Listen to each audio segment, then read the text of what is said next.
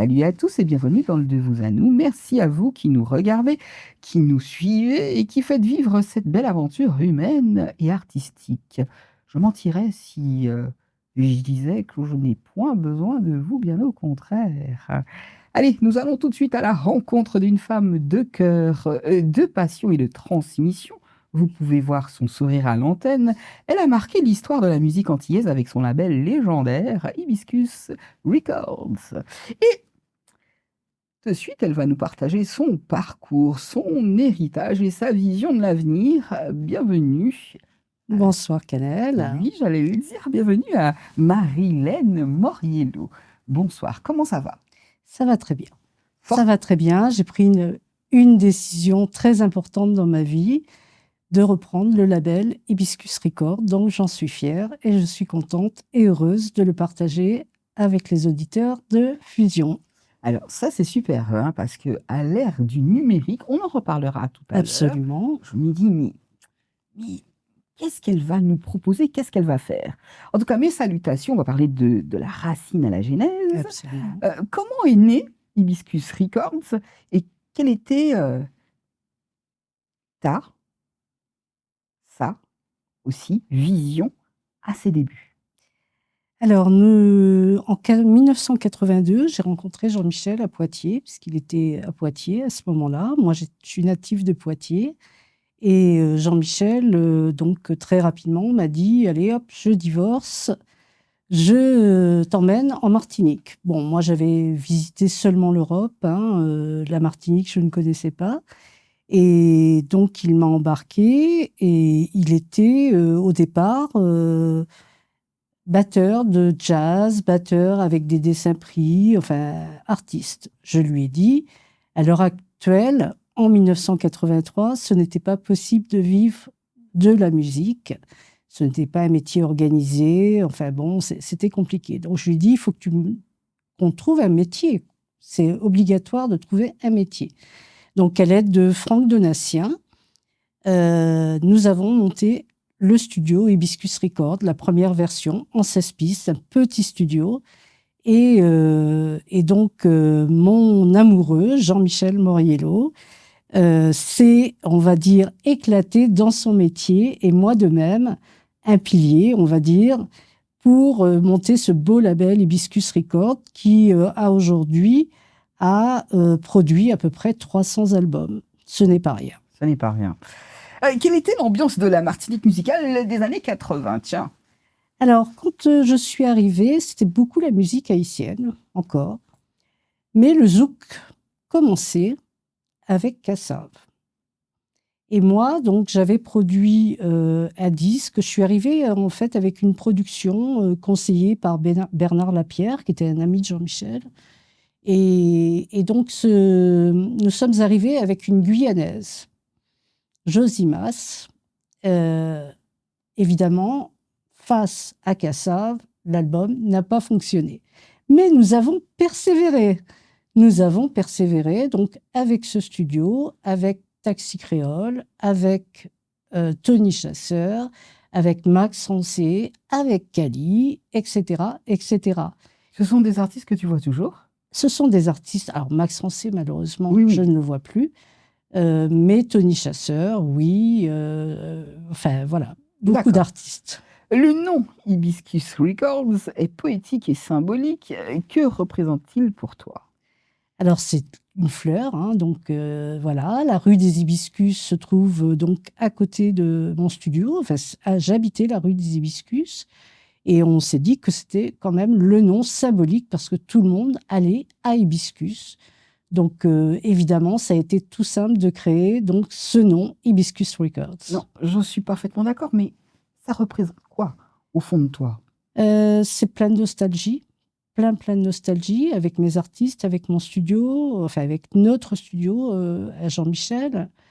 C'est également une vie de famille, hein, parce que ma famille, bah, c'était avant tout les artistes. Justement, quels sont les premiers artistes à croire en cette aventure? Tu en as cité quelques-uns, en exemple Franck Donatien, bien sûr, hein, un merveilleux guitariste, auteur, compositeur pour Taxi Créole. On a fait un album qui s'appelait Cristal à l'époque, hein, voilà, je remonte un petit peu en arrière. On a fait bien sûr Tony Chasseur, hein, qui a 40 ans d'existence aussi dans le domaine. Et donc, ça fait 40 ans aussi que le label l'a produit, quoi. Donc, c'est pas par hasard. Évidemment, c'est plein de belles rencontres. Cali aussi, quoi, hein. Jean-Michel lui a dit, voilà, moi, j'aimerais avoir un disque de musique traditionnelle. Et ça s'est fait, quoi, hein. Racine a été un des tubes d'Hibiscus Records. Tu parles souvent de Jean-Michel comme un visionnaire. Quelle était sa force artistique? Un visionnaire, un directeur artistique. Un directeur artistique qui s'est donné, enfin, nous sommes donnés pour nos artistes, mais je pense qu'il a passé beaucoup, beaucoup de temps avec les artistes. Bon, moi, j'étais plus vue comme un pilier, comme quelqu'un qui travaillait un petit peu dans les bureaux, quoi, hein. Mais bon, il faut aussi quelqu'un, hein, qui travaille dans les bureaux de toute façon, hein. Et justement, en quoi votre complémentarité de couple a-t-elle nourri cette aventure musicale? On était des confidents avec Jean-Michel. On était des confidents. On parlait à pas d'heure, à 2 heures du matin, à se dire, à un moment donné, je lui disais, ça suffit, moi j'ai besoin de dormir, mais bon, c'était, oui, on a passé des nuits et des nuits à parler de nos artistes. C'était ça, la vie, Jean-Michel et Marilène. Ça doit manquer. Ça manque. Parlons de l'âge d'or et de la création artistique. Vous avez produit plus de 350 albums. Absolument. Alors moi, ce que je voudrais savoir, comment arrivais-tu donc à garder une ligne artistique cohérente? On a toujours produit de la qualité avec Jean-Michel. C'était vraiment notre ligne artistique, c'était la qualité. Je reviens également avec Charles Bas, hein, avec de la qualité aussi. C'est important, hein, la qualité du son, la qualité de l'image, etc. On a produit à peu près une 50aine de clips, hein, environ. On a tout donné, quoi, je veux dire. On a tout donné pour que nos artistes soient le mieux possible. Quel souvenir gardes-tu des sessions d'enregistrement dans ton studio? Alors, beaucoup de bavardages, des artistes qui sortaient le soir, enfin, disons la nuit à 2 heures, 3 heures du matin. Donc, les voisins n'étaient pas contents. Et ils ont failli faire fermer le studio, hein. Bon, c'est normal, hein, il faut respecter les voisins. Donc, j'avais mis un panneau, pensez aux voisins, ne faites pas de bruit en sortant. Donc, j'étais un petit peu un gendarme à la fin en disant stop, arrêtez de parler, écoutez de la musique sur le parking, etc. On a failli, en effet, fermer. Mais c'est, voilà, avec le respect de mes artistes, ça n'a pas fermé. Bien, quel artiste t'ont le plus marqué humainement? Oh, il y en a tellement, il y a MC Jani, qui a Max Rancé, évidemment, hein, avec qui je m'entendais très, très bien. Je ne peux pas tous les nommer, D'accord. c'est impossible. En 3 mots, si tu devais décrire l'esprit Hibiscus. Une famille, tout simplement. Alors, tu m'en as donné qu'un, mais une fois, c'est bon. Non, mais je n'ai pas d'autre chose à dire qu'une famille. Le studio était un lieu de passage, presque une famille, hein. Tiens, quelle était les relations propres avec les artistes? J'étais vue un peu comme une petite maman, quoi, hein, que les artistes venaient se confier à moi, leurs petites histoires d'amour. T'as des secrets. Mais j'ai plein de secrets, il faudra que j'écrive un livre. Voilà. Ah si, il faut. Et non, c'était que du bonheur, quoi, je veux dire, hein, évidemment. Mais je suis très nostalgique de cette période, en fait. Mais d'où te vient cette bienveillance pour justement cet artiste? Tu te faisais appeler maman, certes. Non, Mamounette. Il y en avait Mamounette qui m'appelait Mamounette. Ouais, mais bon, j'étais un peu, oui, de temps en temps, Jean-Michel était un petit peu dur, quoi, quand même, avec eux. Et puis, il venait de me le dire en me disant, oh, Jean-Michel, il n'est pas toujours gentil. Et puis, je calmais Jean-Michel. Enfin, je lui disais, bon, allez, voilà. J'étais un peu la psychologue, quoi, voilà, pour ne pas me faire enfler les chevilles. Il fallait bien une épaule sur laquelle elle s'est penchée. Absolument. Quelle place occupaient les femmes dans le milieu musical antillais à cette époque? Jean-Michel m'a imposé. Jean-Michel m'a imposé, parce que je pense que Jean-Michel n'était pas un macho, ça c'est évident. Il m'a imposé en tant que femme, et il m'a imposé en tant que Marilyn Moriello. Voilà, tout simplement. Alors, as-tu le sentiment d'avoir ouvert une voie pour d'autres productrices ou manageuses? Ah ben absolument, bien sûr, bien sûr. Il y a eu des tas de femmes qui ont fait ce métier-là. Pas la production, hein, je ne pense pas qu'il y en ait beaucoup. Mais manageuses, bien sûr. Disons, on va dire, des femmes aussi qui s'occupent de la presse. Il y a plein Ça de gens. englobe. Ça englobe ce que nous avons fait. Hein. Bon, j'ai fait du management aussi d'artistes hein, pour Taxi Créole. Jean-Michel l'a fait pour Quack. J'ai fait du management, beaucoup de management d'artistes, oui. De suite, on va aborder la mémoire et le patrimoine. Tu as conservé toutes les bandes originales, les coupures de presse. Oh, ça doit être un capharnaüm là-bas. Ouais. Les archives. Pourquoi cette fidélité à la mémoire? Parce que je suis une fidèle en amitié. Je suis une fidèle en amour. On va dire après les gens, évidemment, qui ne m'apportent rien, hein, je les balance, quoi. Mais je suis quand même une fidèle en amitié, ça c'est évident. C'est important pour moi d'être bien dans... Voilà, après, à mon âge, à 64 ans, quand les gens m'embêtent, voilà, hein, je ne suis pas contente et je le fais savoir. Mais je suis une fidèle en amitié. C'est important pour moi. Et c'est le fait d'avoir gardé toutes ces bandes originales. Alors, je ne pensais pas un jour ressortir toutes ces bandes, tous ces CD, tous ces contrats, enfin tout. Mais justement, pourquoi? Et j'ai rencontré Mike Pona, le label Caribbean, il y a 2 ans. Il y a 2 ans. Bon, il a fallu beaucoup de... Moi, j'étais dans on va dire, dans l'immobilier, à sauver l'immobilier, etc. Il a fallu que je me réveille et que je me dise, Marilyn, ça suffit, tes neurones vont s'arrêter si tu ne continues pas ta mission Hibiscus Records. Donc, on a tout dépoussiéré, on va dire ça comme ça, avec Mike sur le digital. J'ai été une des premières à mettre mes CD en digital sur une distribution numérique. Mais bon, il y a des titres qui ont disparu, il y a des titres qui n'ont pas encore été mis, peut-être des albums qui n'ont pas bien fonctionné, mais qui vont être mis très, très, très rapidement. Je compte sur Mike pour le faire. D'accord. Quand tu replonges, on parlera de Mike après, mais quand tu replonges dans ces souvenirs, hein, parce qu'on parlait des souvenirs, de ces bandes, qu'est-ce que tu ressens? Beaucoup de fierté de ma part. Je suis désolée, hein, mais... Pourquoi tu devrais être désolée? Je suis désolée parce que, bon, peut-être que les gens vont se dire, voilà, pourquoi elle a fait tout ça? Pourquoi elle a gardé ça? Peut-être que je vais gêner hein, quand je vais...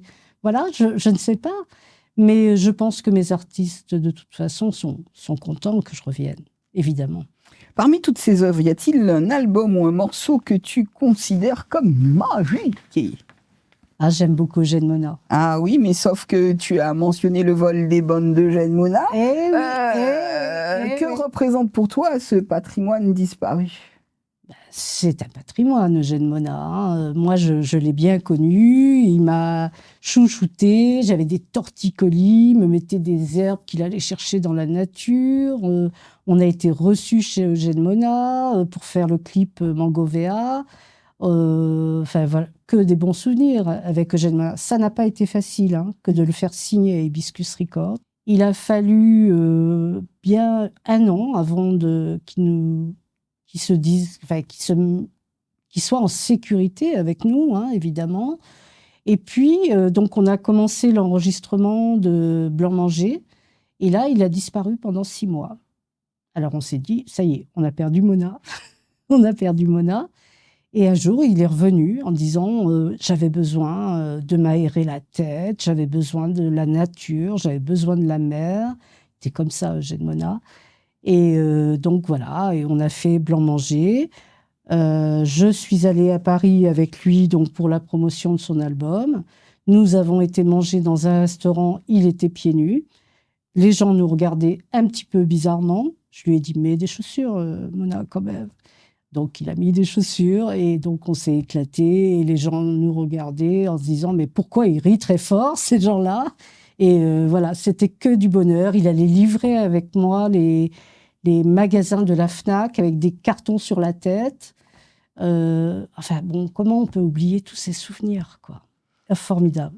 Là, justement, j'allais te demander quelle importance accordes-tu à la restauration et à la transmission de ces archives sonores aujourd'hui? Alors, ces archives peuvent nous servir. J'ai un technicien donc, de chez Sony qui m'a dit un jour, Marilène, garde les bandes, parce qu'en Angleterre, on peut cuire donc les bandes dans des fours, hein, et ça peut enlever tous les champignons qui sont dessus, parce que l'endroit n'est pas climatisé, hein, évidemment. Et peut-être qu'un jour, ça pourra servir. C'est pour ça que je les ai gardés, en tous les cas. Bien, bien, bien, bien. On va discuter On va les remixer, on va faire des choses, hein, de toute façon. Peut-être qu'on n'a pas besoin des bandes, mais en tous les cas, moi, mon souvenir, c'est les bandes. Absolument. On va discuter maintenant de la renaissance, c'est important. Qu'est-ce qui t'a poussé à relancer Hibiscus Record après toutes ces années? C'est tout simplement une personne, en la personne de Mike Ponin, qui était un collectionneur. Bah justement, cette rencontre avec Mike. Donc, ça fait 2 ans. Ça fait 2 ans. Donc, on a appris à se connaître, on a appris à discuter ensemble. Ça n'a pas été facile que de me convaincre à reprendre, hein, Hibiscus Record. C'est vrai qu'à un moment donné, j'avais plus l'énergie pour le faire. Je l'ai maintenant. Lui aussi, oui. T'as les yeux qui brillent, je te l'ai dit. Et puis, oui, je suis fière de moi, quoi. Ça, c'est évident. Bonsoir, je me présente Mike Ponin, fondateur de la marque caribéenne et gérant du label Art & Force. Alors, au nom de toutes nos équipes, je me réjouis de cette nouvelle collaboration avec Hibiscus Records. C'est un grand honneur pour nous d'accueillir quand même le plus grand catalogue de musique martiniquaise, des figures emblématiques, des artistes de renom qui sont indissociables de notre culture et de notre identité. Je parle de Kali, des Saint-Prix, Mona, des groupes comme Quat, Taxi Créole et Léopard et bien d'autres. Alors oui, les temps ont changé et nous devons en tenir compte. Il ne sera pas question à l'heure de recréer un studio de musique ou de produire comme Hibiscus Records le faisait avant, mais notre mission ne sera pas moindre. Elle sera de sauvegarder et de transmettre ce patrimoine à la nouvelle génération, le connecter à la création actuelle, s'assurer qu'il continue de rayonner, de vivre ailleurs, à travers le monde, au-delà de nos frontières et de l'Hexagone. Et nous avons à cœur de nous y mettre tous et nous aurons besoin de vous également pour nous suivre, nous supporter, les médias, les acteurs culturels et bien sûr la population, les Martiniquais, fans de cette musique, notre musique. Quels sont les défis d'un label aujourd'hui à l'ère du numérique? Alors, c'est de faire connaître nos musiques aux jeunes. En fait, c'est ça la mission. Notre musique martiniquaise n'est pas connue, riche bien sûr, en culture, voilà, n'est pas connue de nos jeunes. Alors, il y en a qui vont nous dire que c'est utopique. Je ne crois pas que ça soit utopique. Nous mettrons tout en œuvre avec Mike pour le faire et nous sommes en train déjà de le faire. Bien. Et quelle est justement ta vision du futur de la musique antillaise? La musique martiniquaise, antillaise, caribéenne, on va dire, elle est tellement riche. Elle est tellement riche que forcément, ça va se développer, cette musique, obligatoirement, à travers le monde. Il y a des albums qui n'ont pas été connus en Martinique, qui n'ont pas fonctionné, mais qui, à aujourd'hui, sont demandés en Angleterre et en Nouvelle-Zélande pour des remixes. Ah bien sûr. Eh oui. Il y a un titre qui se nomme Palais bas moi, sorti depuis le 26 septembre. L'interprète est Perle. Je propose que nous regardions un extrait et nous revenons juste après.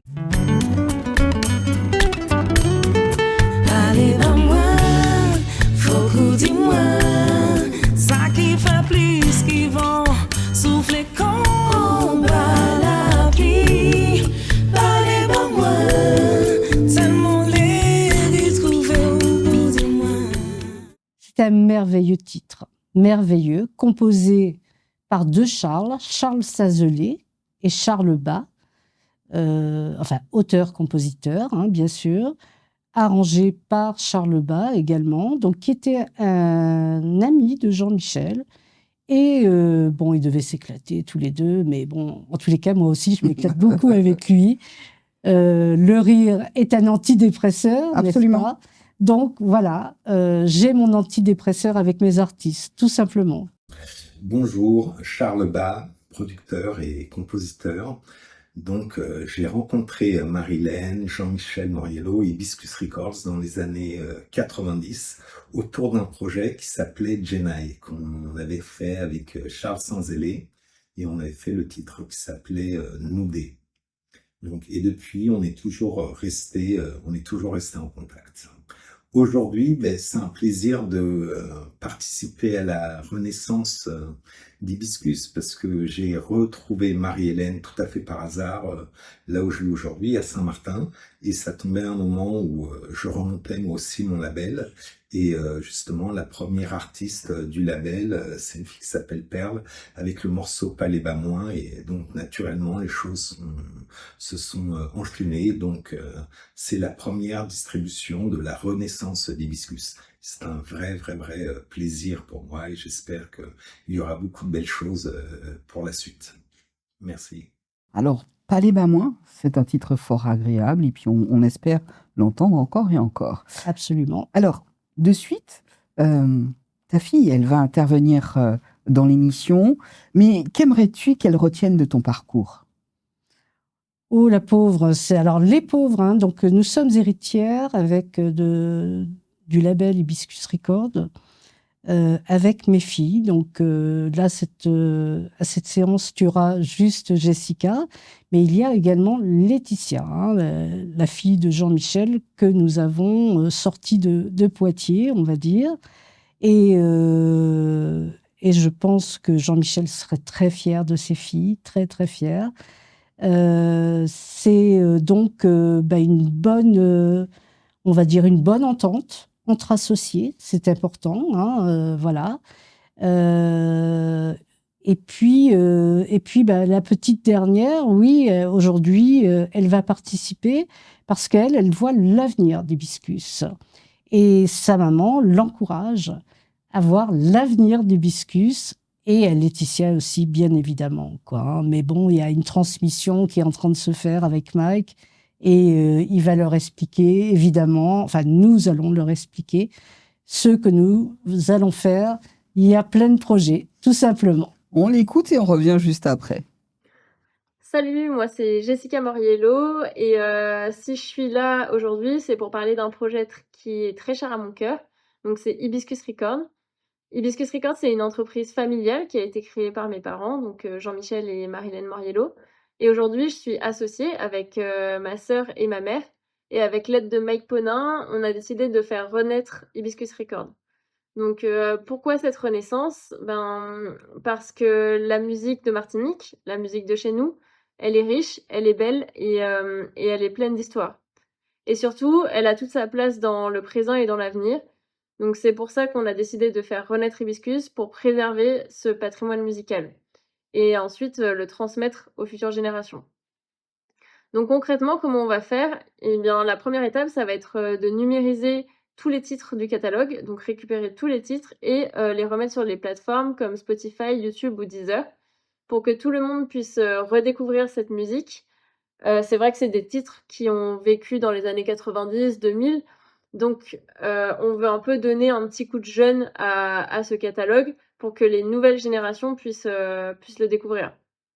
Et on va pas juste regarder en arrière, on va surtout créer des ponts entre les générations, donc la génération de mes parents, la génération d'Éric Virgal, de Quoique ou encore de Jean-Luc Boinel, et une nouvelle génération.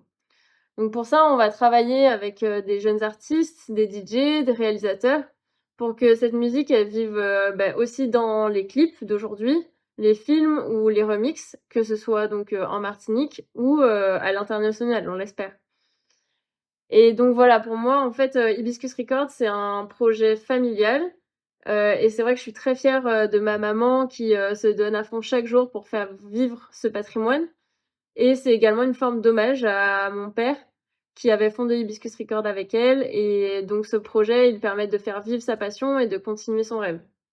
Donc voilà, je vous remercie pour votre attention. Je remercie aussi, tous ceux qui croient en ce projet, ceux qui nous soutiennent et aussi tous ceux qui vont, je l'espère, travailler avec nous pour, faire vivre ce label, ce catalogue et bien sûr, la musique martiniquaise. Merci. Marilène, c'est le moment d'en dire plus sur la transmission et l'espoir. Si tu devais adresser un message aux jeunes créateurs d'aujourd'hui. Alors moi, je dirais, je les encouragerais sur les textes. C'est important, de beaux textes, c'est important.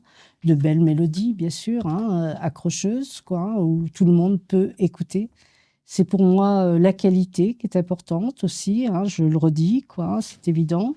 Je pense qu'il y a des balades aussi à faire pour que nos jeunes puissent découvrir nos titres, des balades légères, tout simplement, quoi. Moi, je le vois un peu comme ça.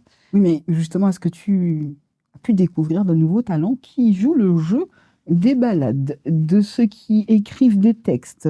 Est-ce que Alors, vous allez produire à nouveau de jeunes personnes? on ne va pas produire pour l'instant. D'accord, ok, On ne va pas produire pour l'instant. Non, c'est évident. Peut-être dans 1 an ou dans 2 ans. Hein, je ne ferme pas la porte. Hein. Ok, c'est bien. Mais pour l'instant, il faut être raisonnable avec la trésorerie d'Hibiscus Records. Donc, on met tout en place. On met tout en place pour retrouver des moyens financiers. Pour l'instant, il n'y a pas de sous-sous à Hibiscus. Mais bon, il y en aura dans quelques temps. Alors, le plus loin qu'on ait pu écouter la musique d'Hibiscus Records, tu m'as parlé de la Nouvelle-Zélande, certes, mais quels sont les autres pays où Alors, j'ai participé à de nombreux MIDEM, marché international du disque, qui nous a permis de signer des licences avec l'Espagne, avec le Japon, pour Harry Diboula, pour Kali. Enfin, il y avait tellement de choses, quoi, voilà.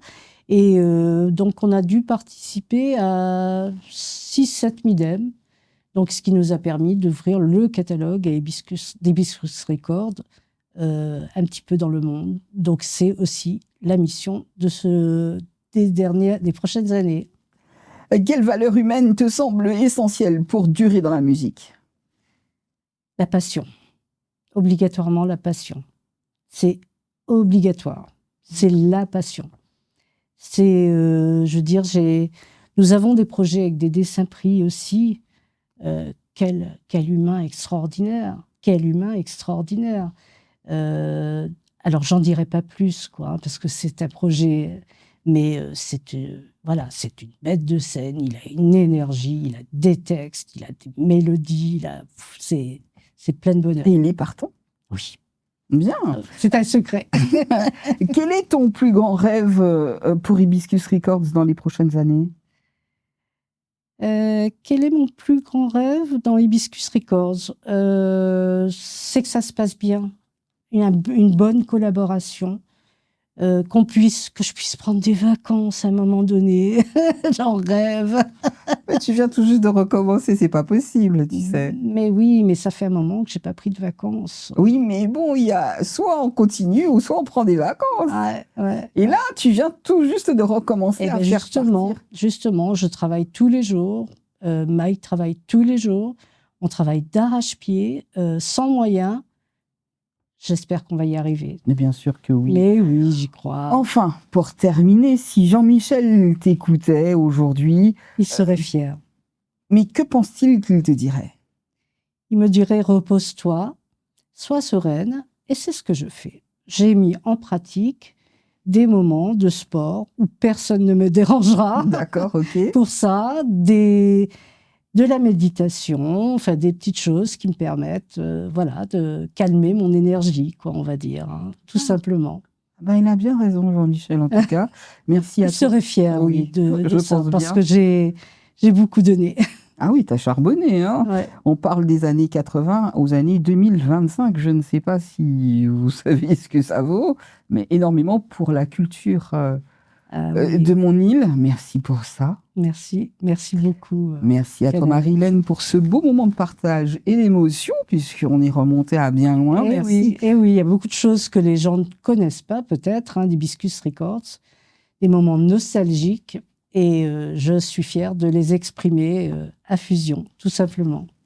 C'est ce que je lui ai dit tout à l'heure. Bienvenue dans le De vous à nous. En tout cas, merci à tous qui nous regardez, qui nous soutenez et faites vivre la mémoire de notre musique. Il y en a beaucoup tu sais, les fans en vrai, ceux qui achetaient les Qui albums. achètent des CD maintenant, qui consomment par les Spotify, Deezer, etc. C'est la nouvelle façon de consommer la musique à l'heure actuelle. Il n'y en a pas d'autre. Alors, il continue de faire rayonner nos voix, nos talents et nos histoires. De vous à nous, la musique est un lien, un héritage, une passion qui ne s'éteint jamais. Moi, je vous dis à très bientôt pour une nouvelle aventure. Merci à toi, Marie-Hélène. Merci, Canel.